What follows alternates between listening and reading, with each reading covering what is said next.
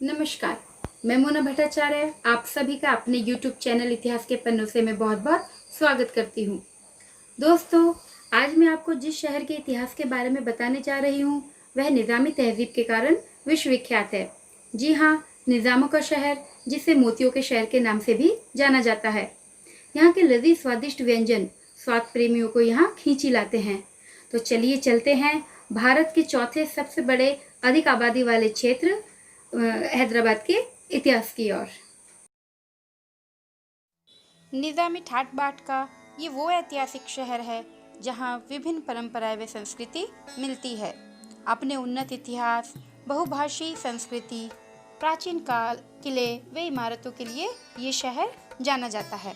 तो चलिए शुरू करते हैं गोलकुंडे किले के इतिहास से, जिसे कि वारंगल के काकतीय राजवंश द्वारा 13वीं शताब्दी में बनवाया गया था, जो प्रारंभ में मिट्टी का था। यह किला ग्रेनाइट पहाड़ी पर बना हुआ है। बाद में बहमनी शासकों द्वारा ये किला अपने अधिकार में कर लिया गया और इसी वंश के एक सूबेदार, जिसका नाम कुली कुतुब शाह था, 1518 में स्वयं को उसने स्वतंत्र कर लिया और गोलकुंडा में अपनी सल्तनत कुतुबशाही की स्थापना की। कुतुबशाही वंश के बाद के राजाओं ने इस किले को पक्का और मजबूत बनवाया। किले के अंदर राजशाही कमरे, मंदिर, मस्जिद इत्यादि हैं। कुतुबशाही साम्राज्य की प्रारंभिक राजधानी गोलकुंडा हीरे, मोती, अन्य रत्न जड़ित आभूषणों के बाजार के लिए विख्यात था।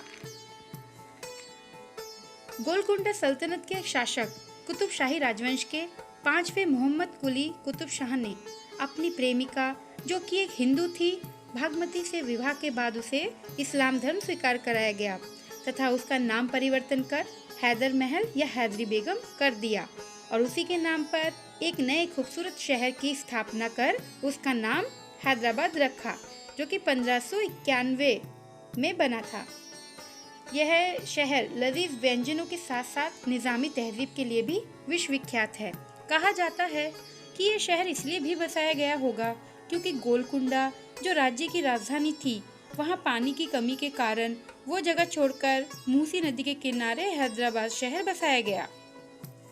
जैसे जैसे इस राजवंश की सत्ता बढ़ती गई, हैदराबाद भी विकसित होता गया। यह शहर अब हीरो के व्यापार का केंद्र बनता जा रहा था। विश्व प्रसिद्ध कोहिनूर हीरा भी गोलकुंडा की हीरो की खान से ही निकला है, जो महारानी एलिजाबेथ के राजमुकुट में जड़ा हुआ है।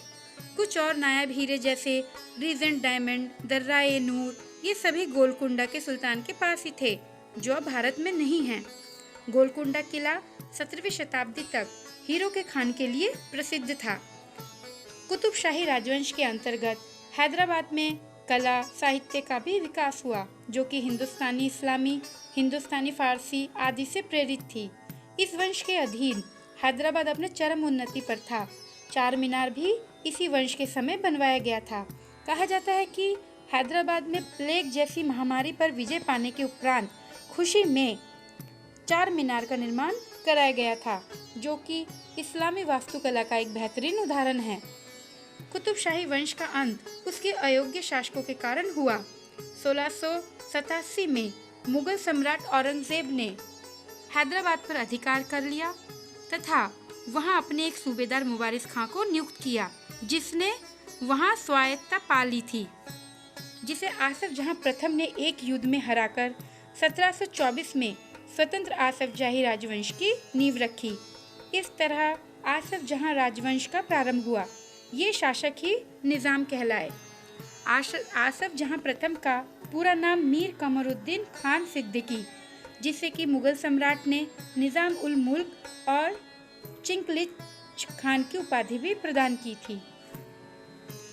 हैदराबाद और सिकंदराबाद इन दोनों शहरों को जुड़वा माना जाता है, जिसे अलग करती है मानव निर्मित कृत्रिम झील, जो हुसैन सागर के नाम से प्रसिद्ध है, जिसका निर्माण सन 1562 में इब्राहिम कुतुब शाह के शासनकाल में हजरत हुसैन शाह वली ने कराया था।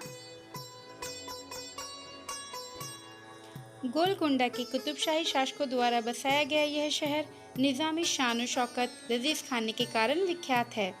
इस शहर के मुख्य आकर्षण चार मीनार, हुसैन सागर झील, बिरला मंदिर आदि हैं। ऐतिहासिक रूप से ये वह शहर है जहाँ विभिन्न परंपराएं व संस्कृति मिलती है।